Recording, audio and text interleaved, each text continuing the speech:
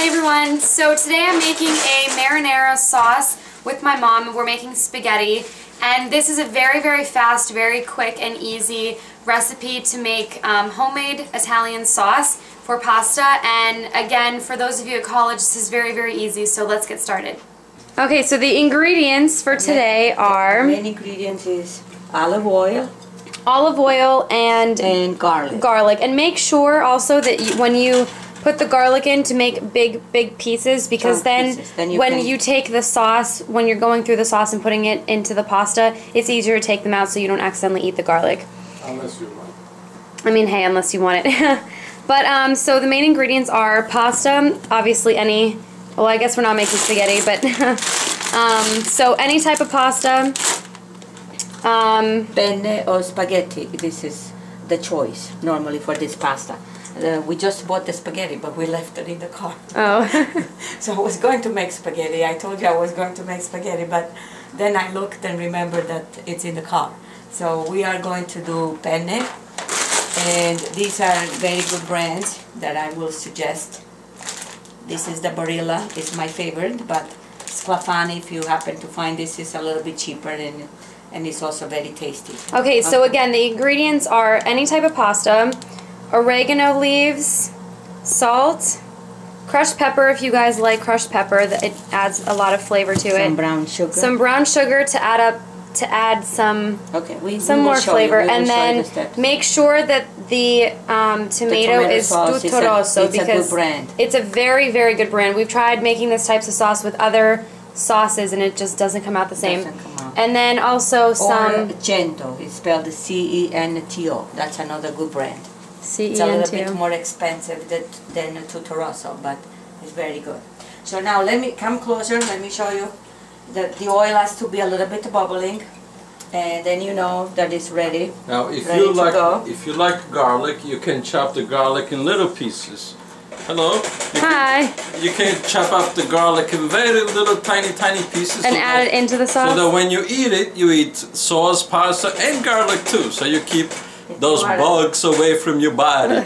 If you are a garlic lover, but it's not suggested. If you are a young person, you don't want to do that, because your breath will not. Okay, you get out of my kitchen. I'm the chef. I'm the chef, buddy. Okay? No brother and crazy friends today. Okay.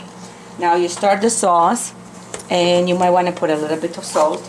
Don't overdo it with the salt. It's always good to add some more if you need it.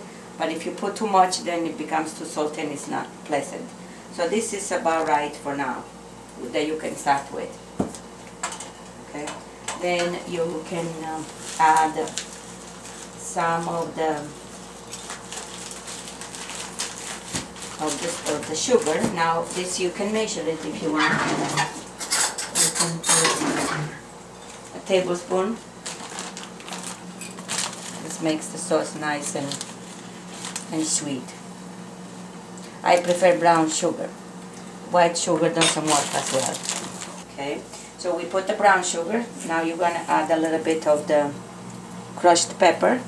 So about a handful. To taste, if you like it. Now, if you happen to have fresh basil, you do not need to put the oregano. This is when the basil is not in season. Then you substitute the basil for the oregano. Right now, because it's summer and I have some fresh basil, this is a very good herb to add to the marinara sauce. And you just put it halfway through. You don't have to do it in the very beginning. And now you kind of let it cook. And then we show you step 2, how to cook the pasta, because not everybody really knows how to really cook pasta. You cover it, you simmer the sauce, and you kind of use, if you have an electric oven, stove, then you do like a little bit above medium, not quite high, not quite too slow flame, because then it will never be ready. It's not a sauce that has to overcook. This is a quick sauce that can be the base for a lot of dishes. We can show you another step, advanced step later on, how to make the same sauce and then add other ingredients and it becomes different. You can make it with fish, you can make it with chicken, you can make it with all kinds of other ingredients. And it will be still the same base for the sauce. But right now, if you just want a marinara sauce, which a restaurant usually charges you, depending on the upper scale or lower scale of the restaurant, they will charge you $9.95 through $12.95, $14.95 for a dish like that. And right now, this will cost you about $1 for the pasta and $1.25, sometimes even 99 cents you could get this. So with $2 you basically have a very nutritious meal that will be enough for about 4 to 5 kids, teens who are hungry. And then you have to add cheese, of course. So that will be the investment to have in the fridge. But if you buy a big container of cheese, which I have showed in the other video before, if you buy a big container of cheese that looks like this, it's about 2 pounds, and then this will cost probably $9.99 a BJ. So you take a little container and you fill it up, and then you put the rest in the freezer, and it will be lasting for probably a whole scholastic year, depending on how much you use the pasta. But if you use it for other ingredients, probably half of the year. But you have quite a bit of quantity there. Okay, so on to the pasta. The water is now boiling. Has to be very boiling. Very and it was bubbling. at what? It was at high on the stove. And you put the whole content of the box. And then you have to stir it.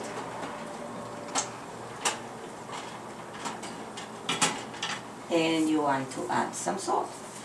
I also use sea salt because this is natural salt.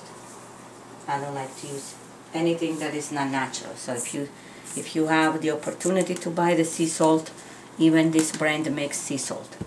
Many times I buy also the Italian brand, but this is also good. Okay, step 2 will be coming up. The pasta has been cooking for a good 20 minutes. About 15 20 minutes. Really doesn't take too long if you make sure to keep it on high. And so this is what it will look like. You want to make sure that it's not too overcooked, but not too undercooked. Just right. So yeah, taste it to make sure. You have to drain it. Okay. And the same amount of time that the pasta requires, the sauce also requires. This is the way it looks. Okay.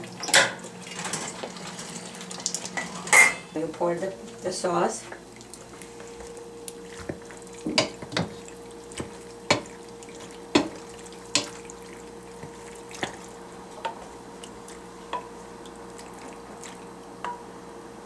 And you might have enough for another serving for about 2 people, for half a pack. You have enough leftover sauce. You don't have to put the whole sauce for this amount, for 1 pack of pasta. So if you like more sauce, of course you can add more sauce. So it's all up to you. The last step is adding the formaggio, Parmigiano cheese. I prefer Parmigiano cheese versus the pecorino because it has more flavor. So for a sauce of this nature, you definitely need Parmigiano cheese.